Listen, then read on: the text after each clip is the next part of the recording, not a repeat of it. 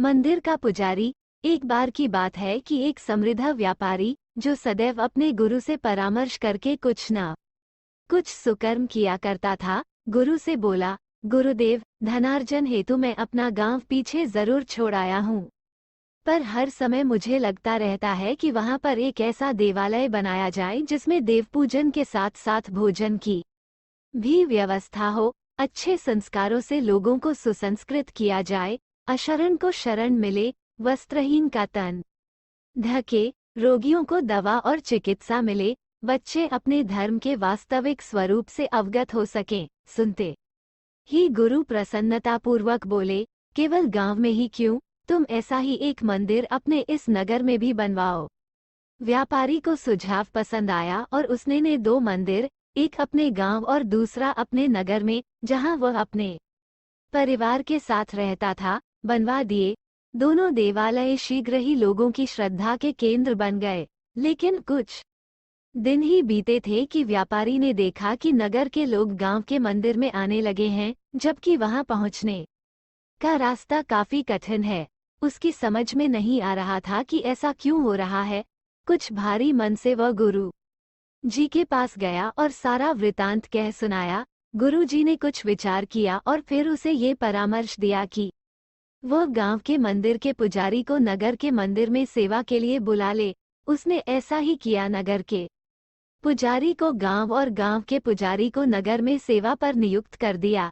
कुछ ही दिन बीते थे कि वह ये देखकर स्तब्ध रह गया कि अब गांव के लोग नगर के मंदिर की ओर रुख करने लगे हैं। अब तो उसे हैरानी के साथ साथ परेशानी भी अनुभव होने लगी।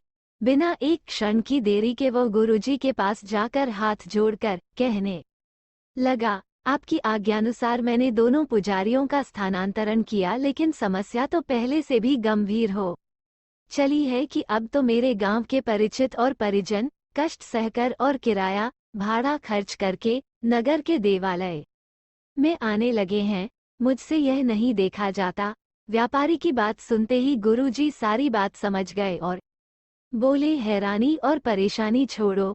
दरअसल जो गांव वाले पुजारी हैं, उनका अच्छा स्वभाव ही है जो लोग उसी देवालय में जाना चाहते हैं जहां वे होते हैं।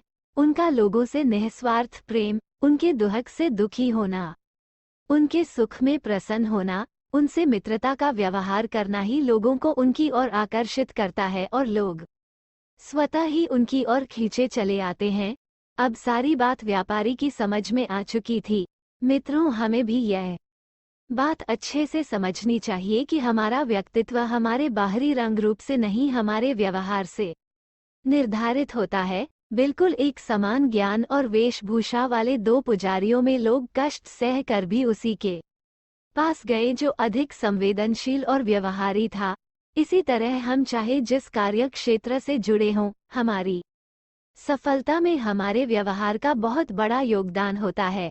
हम सभी को इस परम सत्य का बोध होना चाहिए कि इस धरती पर मात्र अपने लिए ही नहीं आए हैं। हमें अपने सुख दुख की चिंता के साथ साथ दूसरों के दुख सुख को जरूर बांटना चाहिए, उनसे मित्रतापूर्ण व्यवहार करना चाहिए, ताकि हम जहां पर उपस्थित हों वहां पर स्वतः ही एक अच्छा वातावरण बना रहे और सकारात्मकता की तरंगों से हमारा जीवन सागर लहलहाता रहे।